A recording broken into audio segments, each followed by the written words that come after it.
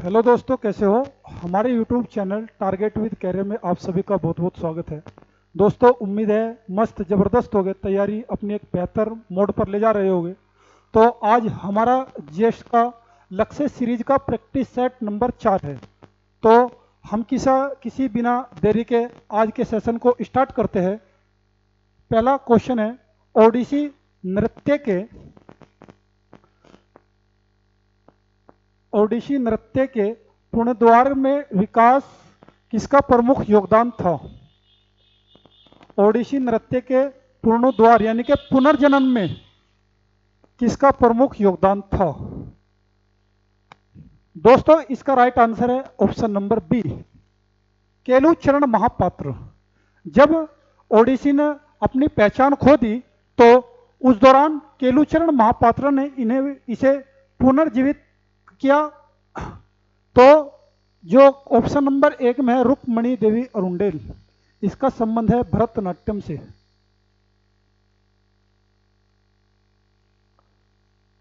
भरतनाट्यम।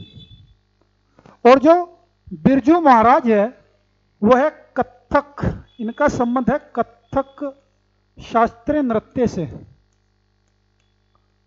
शास्त्रीय नृत्य से। कथक उत्तर भारत का एकमात्र शास्त्रीय नृत्य है।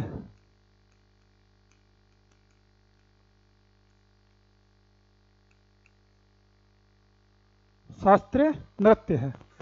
यामिनी कृष्णमूर्ति का संबंध भरतनाट्यम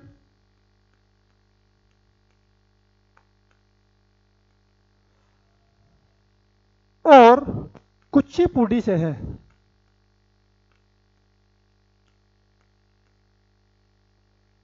क्वेश्चन नंबर 1 का जो हमारा राइट आंसर था वो था केलुचरण महापात्र।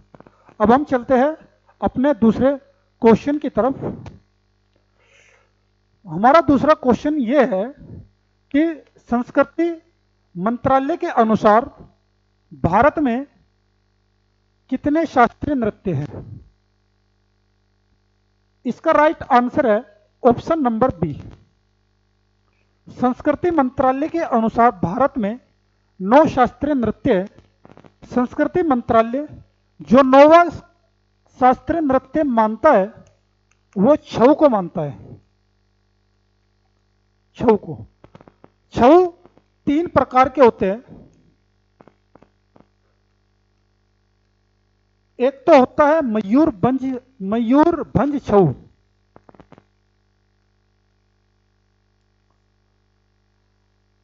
मयूरभंज छऊ जो ओडिशा में मनाया जाता है।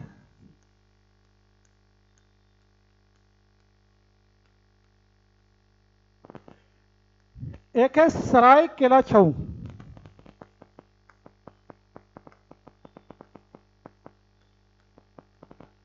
जो झारखंड में मनाया जाता है। एक है पुरुलिया छऊ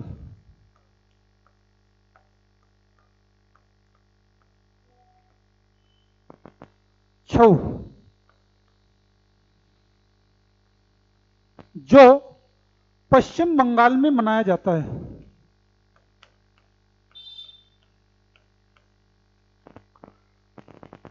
संस्कृति मंत्रालय के अनुसार यानी कि संगीत नाटक अकादमी के अनुसार भारत में 8 शास्त्रीय नृत्य हैं।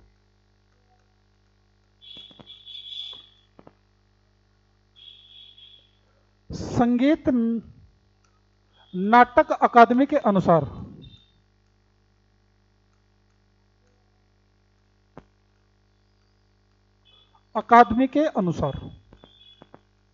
संगीत नाटक अकादमी की स्थापना 28 जनवरी 1953 में हुई थी। आगे चलते हैं क्वेश्चन नंबर 3 की तरफ। हमारा क्वेश्चन नंबर 3 है, निम्नलिखित में गुजरात में कौन सा नृत्य किया जाता है। निम्नलिखित में गुजरात में कौन सा नृत्य किया जाता है। दोस्तों इसका राइट आंसर है ऑप्शन नंबर ए। पनिहारी को गुजरात में किया जाता है। और कौन से गुजरात में? गरबा डांस, गरबा नृत्य, डांडिया नृत्य,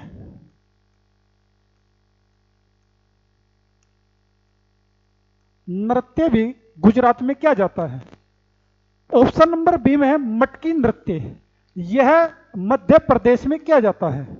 ऑप्शन नंबर सी में है फाग नृत्य, फाग नृत्य हरियाणा में किया जाता है, हरियाणा में किया जाता है। ऑप्शन नंबर जो डी है किकली नृत्य, यह भारत के राज्य पंजाब में किया जाता है। ठीक है, अब हम आगे चलते हैं क्वेश्चन नंबर 4 की तरफ। हमारा क्वेश्चन नंबर 4 यह है, निम्नलिखित में से किस राज्य में मिंजर मेले का आयोजन किया जाता है? इसका राइट आंसर है ऑप्शन नंबर बी। मिंजर मेले का आयोजन हिमाचल प्रदेश में किया जाता है। जम्मू कश्मीर में खीर भवानी मेला, खीर भवानी मेले का आयोजन। असम में कामाख्या माता के मंदिर में अंबुबाची का मेला, अंबुबाची का मेला, अंबुबाची का मेला कामाख्या माता के मंदिर असम में किया जाता है। कामाख्या माता का जो मंदिर है वो नीलांचल की पहाड़ियों पर है। राजस्थान में पुष्कर मेले का आयोजन किया जाता है। पुष्कर मेले का आयोजन राजस्थान में किया जाता है। खीर भवानी मेला जम्मू कश्मीर में, मिंजर मेले का आयोजन हिमाचल प्रदेश में, अंबुबाची का मेला कामाख्या माता के मंदिर में इसका आयोजन होता है, ये असम में किया जाता है। पुष्कर मेले का आयोजन राजस्थान में किया जाता है। हम आगे चलते हैं अपने अगले क्वेश्चन की तरफ। हमारा क्वेश्चन है, निम्नलिखित में से कौन सी शास्त्रीय भाषा नहीं है, यानी कि कौन सी क्लासिकल लैंग्वेज नहीं है? दोस्तों इसका राइट आंसर है ऑप्शन नंबर ए, हिंदी। हिंदी हमारी क्लासिकल लैंग्वेज नहीं है। क्लासिकल जो लैंग्वेज है, शास्त्रीय भाषा, इनकी संख्या है 6। सबसे पहली यानी कि सबसे पुरानी क्लासिकल लैंग्वेज यानी कि शास्त्रीय भाषा है तमिल। सबसे पुरानी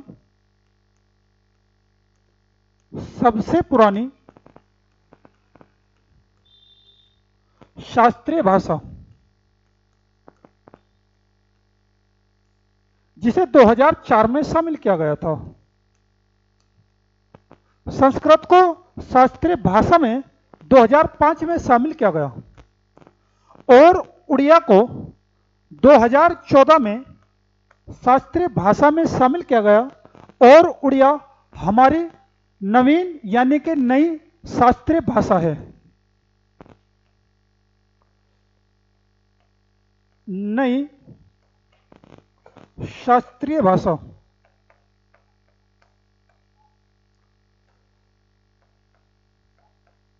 शास्त्रीय भाषा। हमारा अगला क्वेश्चन है क्वेश्चन नंबर 6। निम्नलिखित में गुजरात की लोक कला कौन सी है? मेरे प्यारे दोस्तों इसका राइट आंसर होगा option number B, Pithora.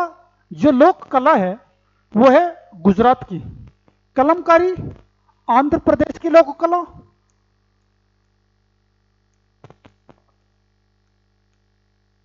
Andhra Pradesh की लोक कला। चिकनकारी यह है लखनऊ की लोक कला। एक है कालीघाट। कालीघाट जो लोक कला है वह है पश्चिम बंगाल की।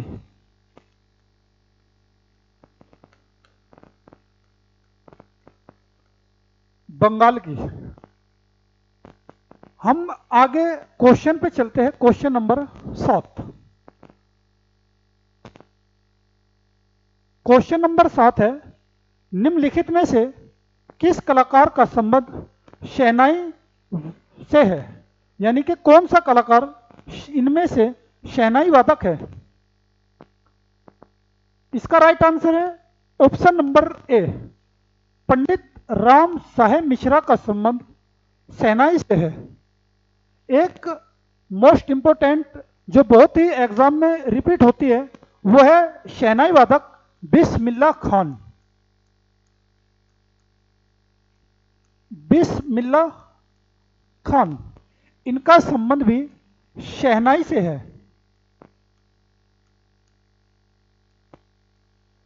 बिस्मिल्लाह खान जब भारत देश आजाद हुआ तो आजादी की खुशी में लाल किले पर जो शहनाई बजाई थी वो बिस्मिल्लाह खान ने ही बजाई थी। इनको जो आमंत्रित किया था हमारे पहले प्रधानमंत्री जवाहरलाल नेहरू ने इन्हें आमंत्रित किया था। इन्हें जो भारत रत्न मिला, इनका भारत रत्न पूछा जाता है, इन्हें भारत रत्न सन 2001 में मिला। हरि प्रसाद चौरसिया, इनका संबंध है बांसुरी बांसुरी बांसुरी से। फिर है अनुष्का शंकर, इनका संबंध है सितार से, यह है सितार वादक। और जो यह है जाकिर हुसैन, यह है तबला वादक। तबला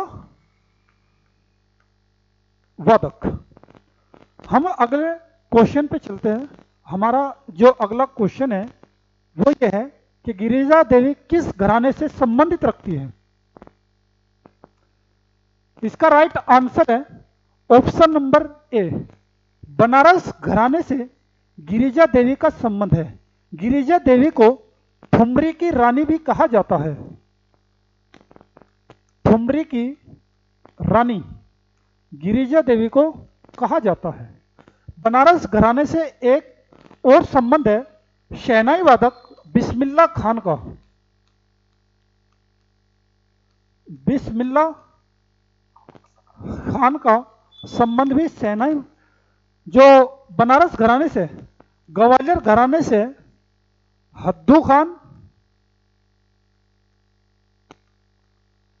और नत्थू खान, इनका संबंध ग्वालियर घराने से है।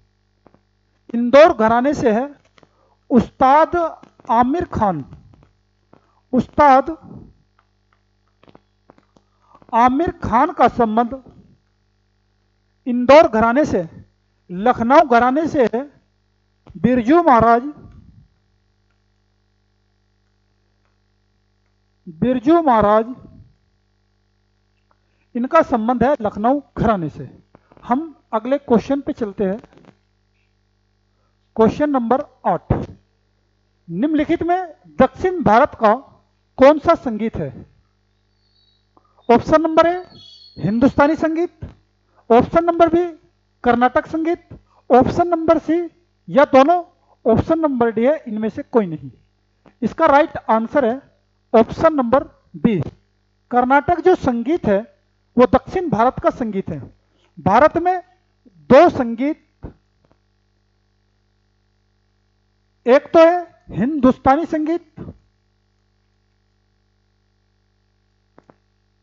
एक है हिंदुस्तानी संगीत,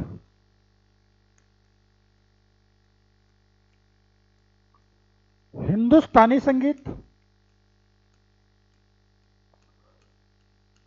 हिंदुस्तानी संगीत उत्तर भारत का संगीत है।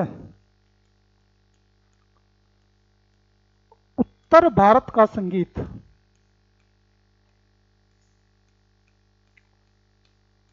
और एक है कर्नाटक संगीत। कर्नाटक संगीत यह है दक्षिण भारत का संगीत। दक्षिण भारत का संगीत। आगे चलते हैं। अगला क्वेश्चन, क्वेश्चन नंबर 10 है, सुरकुंडा मंदिर निम्नलिखित में से भारत के किस राज्य में है? इसका राइट आंसर है ऑप्शन नंबर ए। सुरकुंडा का मंदिर भारत के उत्तराखंड राज्य में स्थित है। अच्छा, हिडिंबा देवी मंदिर यह हिमाचल प्रदेश में है। देवी मंदिर हिमाचल प्रदेश में। हरियाणा में है भवानी माता मंदिर। भवानी माता मंदिर। थानेश्वर मंदिर।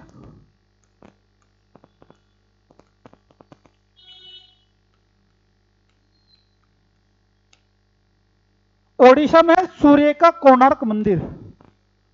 सूर्य का कोणार्क मंदिर।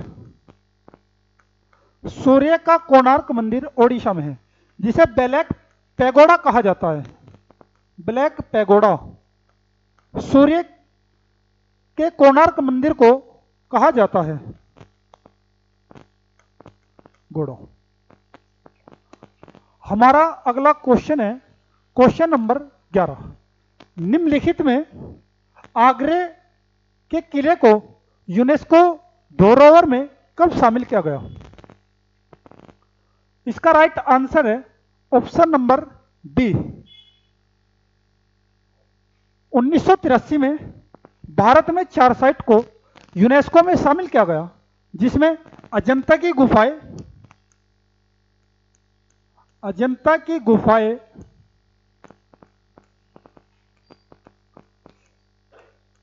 एलोरा की गुफाएं,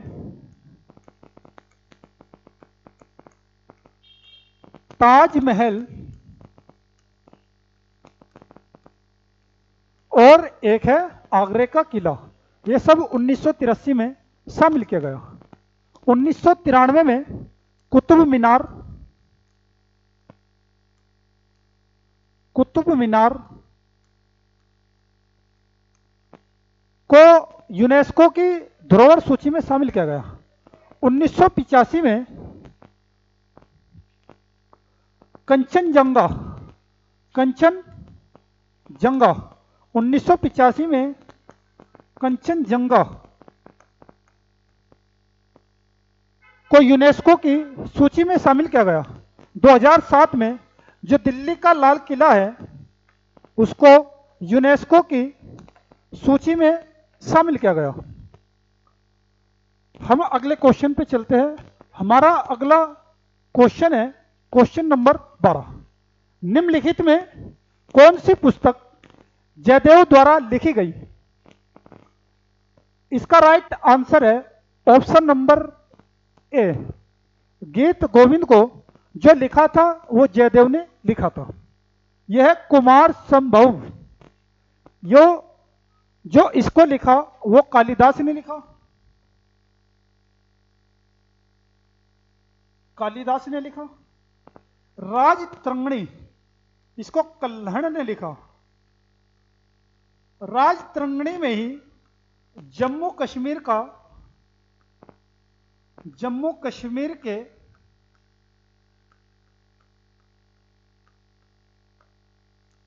इतिहास का वर्णन है।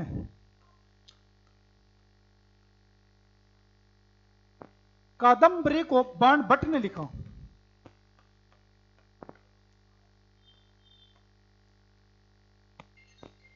अगला क्वेश्चन है क्वेश्चन नंबर 12 है वर्ल्ड बैंक की स्थापना कब हुई थी? वर्ल्ड बैंक, ये बताओ स्थापना कब हुई? इसका मुख्यालय कहां है?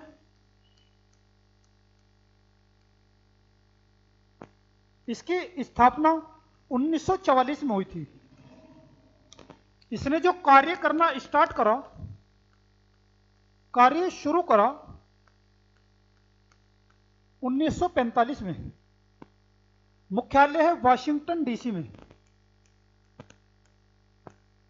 वाशिंगटन डीसी अमेरिका में मैनहट्टन द्वीप पर इसका मुख्यालय है। अच्छा, इसी दौरान आईएमएफ की भी स्थापना हुई थी 1945 में। आईएमएफ को वर्ल्ड बैंक की जुड़वा बहन कहा जाता है। जुड़वा बहन कहा जाता है।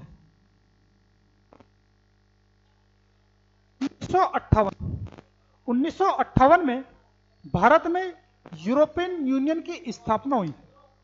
यूरोपियन यूनियन की स्थापना हुई 1958 में। यूरोपियन यूनियन में 28 मेंबर थे। 2020 में यूरोपियन यूनियन से ब्रिटेन बाहर हो गया, इसलिए यूरोपियन यूनियन को ब्रेग्जिट कहा गया। ब्रिटेन का एग्जिट होने के बाद यूरोपियन यूनियन को ब्रेग्जिट कहा गया। इसका मुख्यालय है ब्रुसेल्स, बेल्जियम में। ब्रुसेल्स, बेल्जियम में यूरोपियन यूनियन का मुख्यालय है। 1949 ऑप्शन नंबर सी।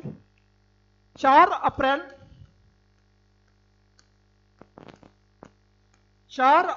1949 में नाटो की स्थापना हुई। नॉर्थ अटलांटिक ट्रेटी ऑर्गेनाइजेशन, इसका मुख्यालय भी ब्रुसेल्स, बेल्जियम में है। ब्रुसेल्स, बेल्जियम में है।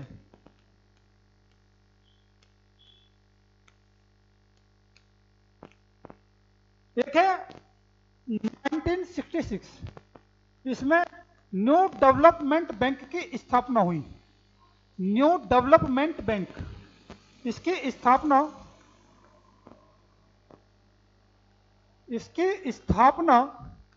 1966 में हुई थी। न्यू डेवलपमेंट का जो हेड क्वार्टर है वो है मनीला, फिलीपींस में। मनीला में। आगे चलते हैं। Question number 14। क्वेश्चन नंबर 14 यह कह रहा है कि इलायची की पहाड़ी किस राज्य में स्थित है। इसका राइट आंसर है ऑप्शन नंबर ए। जो इलायची की पहाड़ी है वो केरल राज्य और जो इसका कुछ विस्तार तमिलनाडु राज्य में भी है। तमिलनाडु में भी है। इसका विस्तार कुछ तमिलनाडु में भी है। अरुणाचल में कौन कौन सी पहाड़ी है? दाफला, दाफला और मिश्मी की जो पहाड़ी है वो है अरुणाचल प्रदेश में। मिजोरम में लुशाई पहाड़ी, मिजोरम में है लुशाई पहाड़ी।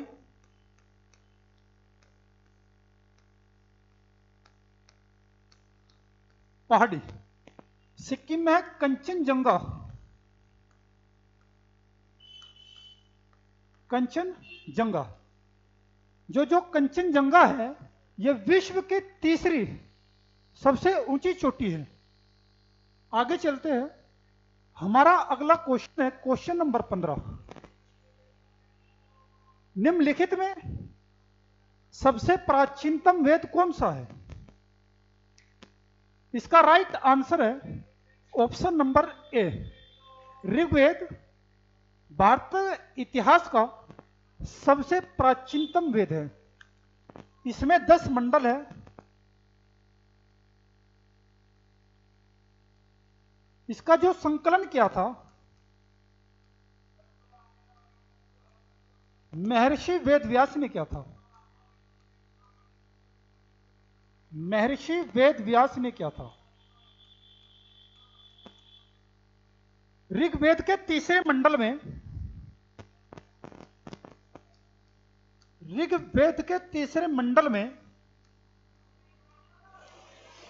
ऋग्वेद के तीसरे मंडल में गायत्री मंत्र का उल्लेख है। गायत्री मंत्र का उल्लेख है।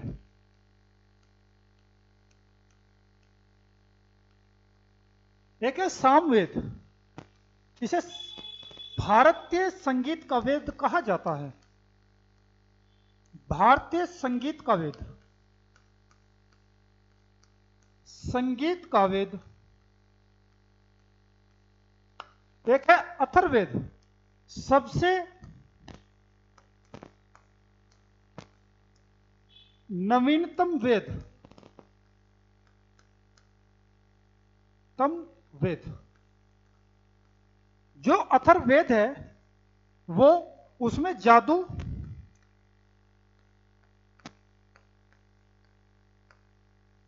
टोने से संबंधित है।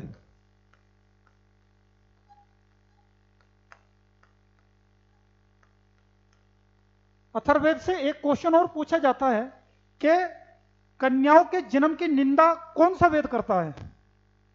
कन्याओं के जन्म की निंदा भी अथर्ववेद करता है। कन्या के जन्म की निंदा, कन्या के जन्म की निंदा अथर्ववेद करता है। एक है यजुर्वेद, इसका उल्लेख गद और आगे चलते हैं। Question number 15। क्वेश्चन नंबर 15 है, भारतीय राष्ट्रीय कांग्रेस के पहले अध्यक्षता किसने की? यानी कि जो इंडियन नेशनल कांग्रेस, उसके जो पहला अधिवेशन हुआ, पहला सेशन हुआ, उसकी अध्यक्षता किसने की? इसकी अध्यक्षता डब्ल्यू.सी. बनर्जी ने की थी। इंडियन नेशनल कांग्रेस की स्थापना 1885 में हुई थी। इस समय गवर्नर डफरिन था। इंडियन नेशनल कांग्रेस का पहला सम्मेलन जो हुआ वो मुंबई के अंदर हुआ, लेकिन जो इंडियन नेशनल कांग्रेस का पहला सम्मेलन होना था वो पुणे के अंदर होना था। पुणे में पहले फैल गया था, तो फिर इसका जो सम्मेलन हुआ वो मुंबई में हुआ। पहला सम्मेलन या पहला अधिवेशन हुआ मुंबई में। होना कहां था? पुणे में। पुणे में प्लेग बीमारी फैल गई थी, इस वजह से इसे मुंबई में कराया गया। 1885 में कांग्रेस का दूसरा अधिवेशन हुआ। 1886 में यह हुआ था कलकत्ता में। यह हुआ था कलकत्ता में। कांग्रेस का तीसरा अधिवेशन हुआ 1887 में। यह हुआ मद्रास में। दूसरे अधिवेशन के जो अध्यक्ष थे वो थे दादा भाई नौरोजी। तीसरे अधिवेशन के जो अध्यक्ष थे वो थे बदरुद्दीन तैयब। चौथा अधिवेशन हुआ 1888 में प्रयागराज में। जो उसके अध्यक्ष थे वो थे जॉर्ज यूल। कांग्रेस के पहले अंग्रेज अध्यक्ष जॉर्ज यूल ही थे, और कांग्रेस के पहले मुस्लिम अध्यक्ष बदरुद्दीन तैयब थे, और कांग्रेस के पहले गैर हिंदू अध्यक्ष दादा भाई नौरोजी थे। ये पारसी धर्म से संबंधित रखते थे। आगे चलते हैं। आगे मूल अधिकार में, मूल संविधान में मौलिक कर्तव्यों की संख्या कितनी थी? इसका राइट आंसर है ऑप्शन नंबर बी। हमारे मूल संविधान में एक भी फंडामेंटल ड्यूटीज का उल्लेख नहीं है, यानी कि मौलिक कर्तव्य का उल्लेख नहीं है। पहली बार 42वें संविधान संशोधन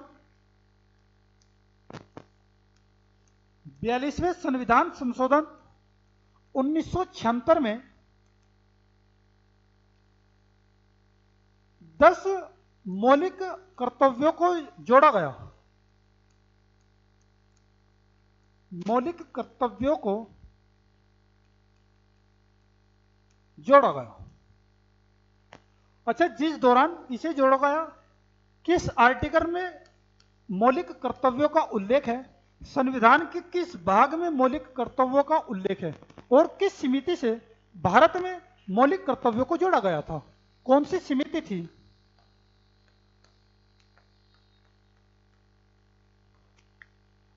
इसका जो उल्लेख है आर्टिकल 51 के सबसेक्शन 1 में इसका उल्लेख है और भाग 4 के ए में इसका उल्लेख है। समिति थी सरदार स्वर्ण सिंह समिति। सरदार स्वर्ण सिंह समिति, स्वर्ण सिंह समिति वर्तमान में मौलिक कर्तव्यों की संख्या है 11। वर्तमान में मौलिक कर्तव्यों की संख्या है 11। 11वां मौलिक कर्तव्य 86वां संविधान संशोधन 2000 में जोड़ा गया। इसमें यह कहा गया कि 0 से 6 वर्ष के आयु के बच्चों को शिक्षा अनिवार्य है। 86वें संविधान संशोधन द्वारा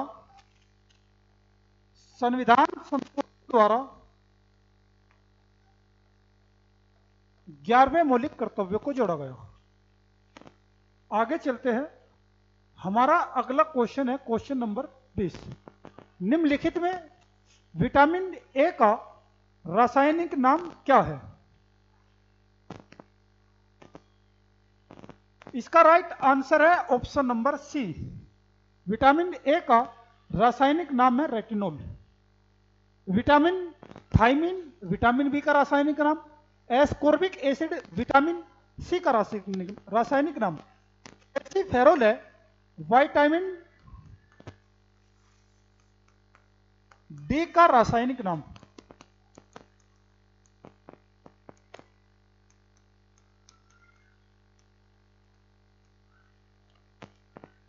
विटामिन ए की कमी से रतौंधी रोग होता है। विटामिन बी की कमी से बेरी रोग होता है। बेरी रोग होता है। विटामिन सी से स्कर्वी रोग होता है।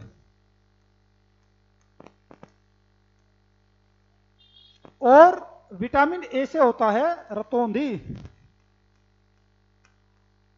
विटामिन डी से होता है रिकेट्स।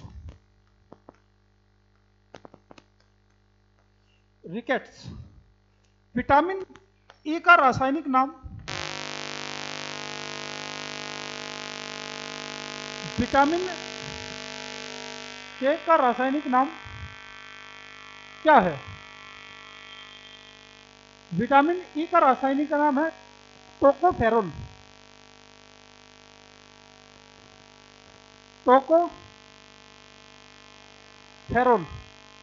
और फ्यूलोक्विनोन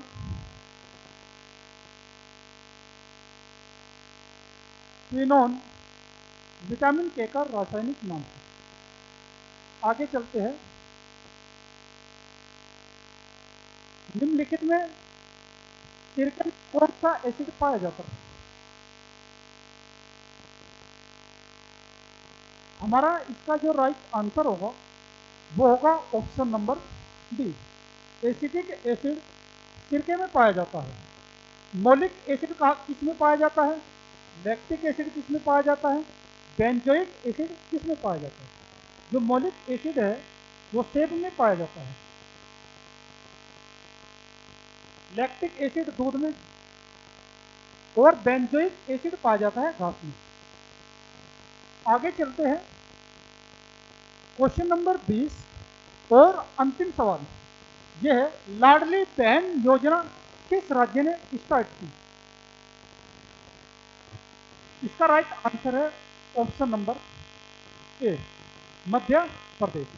दोस्तों ये था हमारा प्रैक्टिस नंबर सेट नंबर 4। आपको कैसा लगा कमेंट बॉक्स में जरूर बताएं। वीडियो को ज़्यादा से ज़्यादा शेयर करें और सब्सक्राइब करें चैनल को। वीडियो को लाइक करें और ज़्यादा से ज़्यादा शेयर करें। जय हिंद, जय भारत।